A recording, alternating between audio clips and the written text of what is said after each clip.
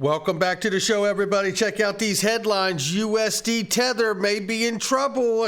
Did it ever end? Really? Did it ever end? And by the way, Ripple files a letter regarding a Supreme Court decision just 4 days ago that supports its fair notice. You're going to want to know everything about it, and we got John Deaton to give it to you. And the SEC versus Ripple, could it be delayed in their ruling? Somebody roll that beautiful intro.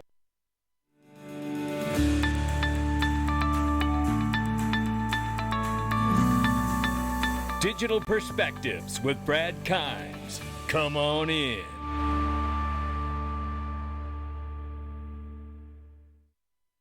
Welcome back to the show, everybody. You can follow us on TikTok, YouTube, and Twitter for exclusive content. Right now, it's $1.08 trillion market cap for cryptocurrency. The market is up 0.1%. Bitcoin, $22,300 plus right now. Ethereum, $1,569 and change. Tether market cap, 71.3 billion plus, they're saying right here. We're going to get in the news on that in a second. 37 cents for XRP. It is off by 0.6% on the 7-day and up 2.2% on the 24-hour. Let's start right here, ladies and gentlemen.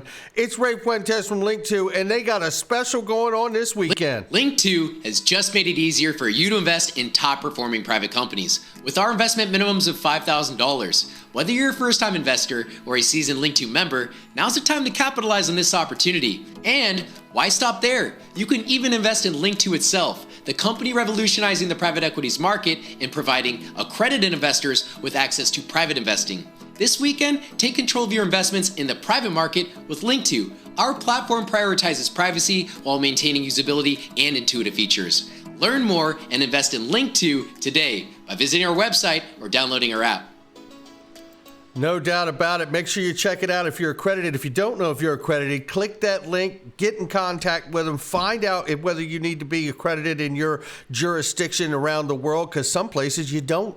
And I tell you, this special doesn't last. You're not going to want to miss it. Click the link. Stablecoin issuer Tether used bank accounts open with falsified documents in the past, says the Wall Street Journal. You know, Gary Gensler said last summer, I believe it was, to Senator Pat Toomey that he believes stablecoins were securities. And he cited the Reeves test for that. Why am I bringing that up? Well, I'm bringing that up because what have we watched with Binance USD? We've watched Binance USD, Paxos stop working with Binance over BUSD. We've seen the tentacles, I believe, the support lines start to be cut on different stable coins. You have to wonder whether Tether is going to be a target or not, knowing that essentially Tether is out here operating and it has not ever really been doing it in a way that is in a traditional way. I want you to listen to this clip here from Real Vision. Just you listen to this and we'll talk. Tether has just, been the major issue that crypto skeptics have had for 5+ years at this point, and justifiably so. Their level of transparency has been extremely poor. They just have a weak track record there. And so when we talk about transparency, let's talk and explain that to folks who don't have traditional finance backgrounds in terms of the quality of collateral, et cetera. We fundamentally don't know where the assets that they're holding are, which is on purpose. That's a feature, not a bug. I can explain more about that. Please. And because the purpose of Tether is to allow people to hold dollar-like tokens and transact on blockchains in a way that's remote from the regulated U.S. banking system. So that is the purpose. It's very different from the purpose of USDC, for instance, where you are explicitly accountable in some way to oversight within the U.S. The point of Tether is to hold dollars in a way where it's much harder for U.S. regulators to interfere with it. So those ultimate assets are not held within the U.S., even though they do have U.S.-based service providers for them. But Tether will not disclose the precise nature and composition of those underlying assets because they don't want to invite that level of scrutiny to those custodians and those firms that are holding it for them.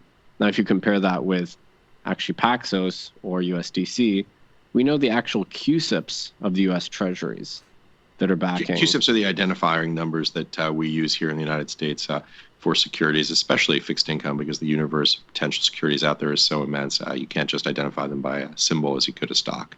So we know literally down to the granularity of each 3-month Treasury what is backing each unit of USDC, for instance. With Tether, we don't know that at all, and we don't know where the assets are. There's certain folks that have relatively good guesses, but it's not common knowledge. And we just have to take it on faith, really. And they do provide periodic attestations. We have to take it on faith that those assets exist. So even though I do believe that they actually do have the assets, there's no way to really prove it. And that's the problem. And what is really being cited here as a feature, I believe, is what makes Tether a target. Now, there is also a theory out here that Tether got flipped some years ago, and that Tether's actually another PSYOP out here happening, collecting incredible amounts of data of bad activity. I think one thing's for sure, it's this right here. USD Tether has been the choke point for crypto, and they have not operated the way a highly regulated entity would normally report and disclose. I'll say it again for the people in the back, it's a problem. The real crypto winner may just be a stablecoin collapse. We shall see. I take no pleasure in saying it. But then there's this right here. I want you to listen to this. This is Charles Payne and Haley Lennon. He said, Bill Morgan says here, we should trust technology, not people, but only trust the oldest crypto technology because its creator is hidden. No thanks. I like Bitcoin, but putting all eggs in one basket is a poor risk distribution strategy. Look, I'm inclined to agree with Bill here, and it's not financial advice from him, me, or anyone else. But this is what I'll say about this. And you know what? Let's listen to the clip here. Currency, right? Now, most diehards believe that the U.S. dollar, most crypto diehards believe the U.S. dollar, all these fiat currencies are Ponzi schemes because there's unlimited supply, they're not backed by anything, and they're centrally controlled, whereas Bitcoin and the others are the exact opposite. But last week, Haley, the empire struck back. They took a victory lap. The head of Bank of International Settlements went out there and declared that the battle had been won, added that technology does not make for trusted money. Haley, it's a pretty bold statement. What say you? It is. It's too premature to call any sort of victory in this. I think some of the statements also don't do a very good job drawing the line between Bitcoin and other cryptocurrencies, because every cryptocurrency does act differently. But the critique of, technology not being able to be trusted money, that assumes that individuals trust people or the government more than technology and science and math. And I just don't think that's the case. So the reason I'm so excited about Bitcoin is that it does take it out of the system of a government that can just print money and just debase the value of money. And I think there was a sort of a shot at blockchain too when it was also said that only the legal historical infrastructure behind central banks can give great credibility to money. So again, it seems like they're going even at the heart of all of this, blockchain itself. Yeah, I mean, I think if we're talking about the United States or globally trying to continue to be competitive in terms of financial technology, looking back at historically what may have worked doesn't get us to where we should go. I mean, we are still in a situation where banks and ACH and wires are running on these archaic rails, and even some of the technology that the government talks about, CBDCs, would be taking from the technology of blockchain technology. Right. So to try to say that there's no value in the technology and that we need to look back at what historically has worked, you can't have it both ways. So to that point, we're told that there's going to be a strong statement from the Group of 20 with respect to regulations of digital assets. That's right, and there will be. Look, here's what I'll say about this. Look, believe it or not, I'm not saying this as a maxi. I mean, let's just take this from the legal point of view. I literally was just fortunate enough to be in a Twitter space with Digital Chamber of Commerce, and I appreciate them having me. But, looking at where the SEC and Gary Gensler's position is right now on digital assets and cryptocurrencies, It would not surprise me if Gary Gensler said, well, even though he's come out and said that he believes Bitcoin is the only unregistered security, it baffles me why he hasn't used the opportunity of the anonymity or pseudonymity of Bitcoin to suggest that we don't know whether it came from a bad actor like North Korea or Russia or some other bad place in the world. How do we know that? And yet people just continue to invest in something without understanding where it is. Look, they didn't dig this thing up from the ground like gold or silver, right? That's not the issue. The issue is this is alphanumeric code. I don't believe it's a security. What concerns me here is a couple things. One is why is Gary Gensler saying it is not a security? How does he know that, not knowing where the origination of this really came from? And then two, when you think of where we are in the space at this time, I mean, for me, it's like this technology is run by proof of work. It currently right now uses more electricity and energy than some countries at the level it's at now. So something has to be done in order for Bitcoin to have a much longer life and more meaning than it currently has today. And I think it has meaning today. I'm just suggesting that if it's going to have more meaning and more use case, then it better get itself in a different position than it is today from proof of work. Now, here's something I wanted to talk about. Look, if you're not following Wrath of Common, you should. IMF has recently released a report interpreting different cross-border payment arrangements in terms of their implied trust structures and suggesting a global agnostic marketplace to trade tokenized money. Worth reading. It will be used to inform policymakers. Now, we're not going to read the whole thing, but I do grab this highlight that he shares here. Amid questions about public and private initiatives, Ripple and XRP gets a brief mention as one of the three potential approaches to marketplace and is contrasted with XLM and DeFi. Very helpful paper to conceptualize the issues, both in its description and the questions raised. I just want to get this open for us so we can take a look at it here.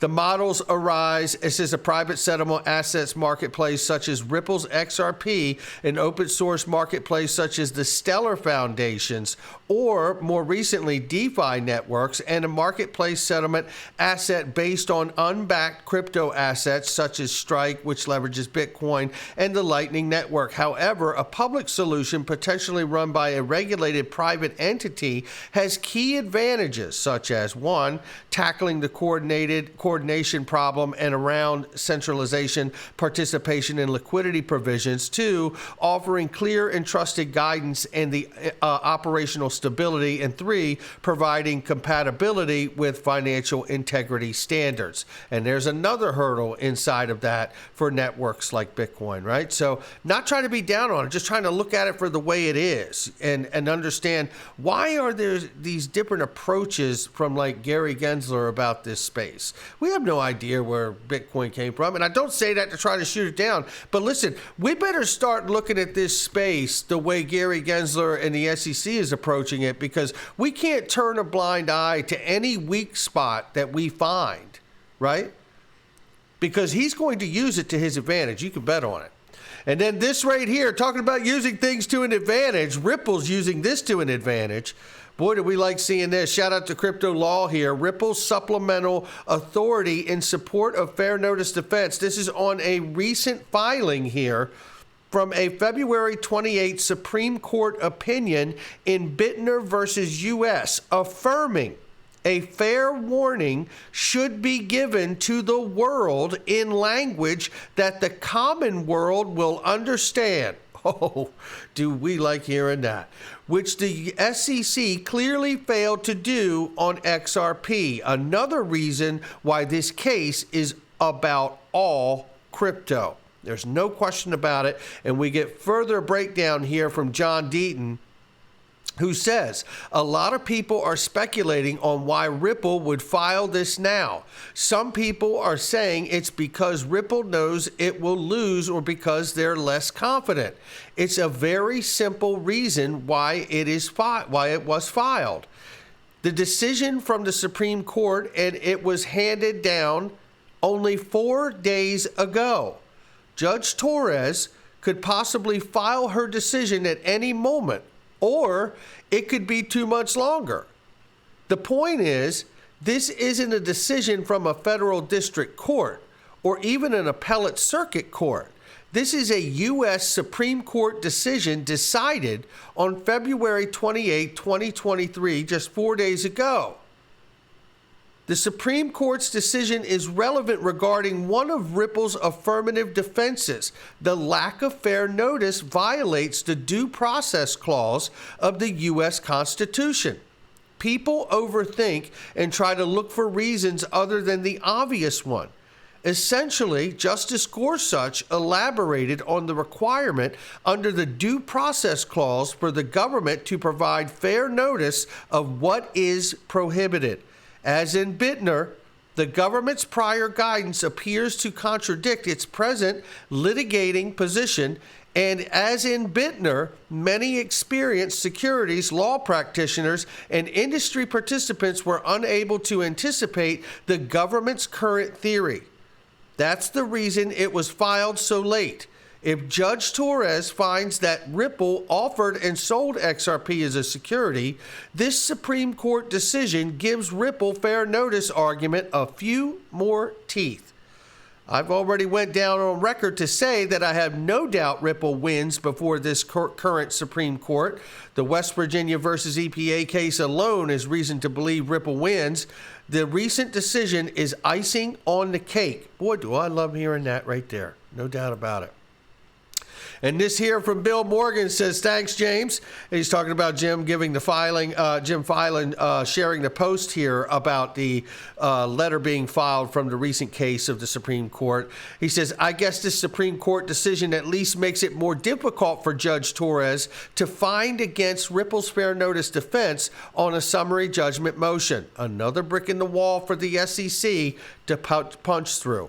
So we could see a couple months delay just based on this new information that has come down from the Supreme Court ruling, and that could potentially, doesn't mean it has to, but it could potentially delay the ruling of this case by a couple months. Listen, we could do that standing on our head here. What's important is that the judge get this ruling right. That's what matters, because it's not just about Ripple, it's not just about XRP, it's about the entire crypto space. Not financial advice from me or anyone else, it's just my digital perspectives. I'll catch all of you on the next one.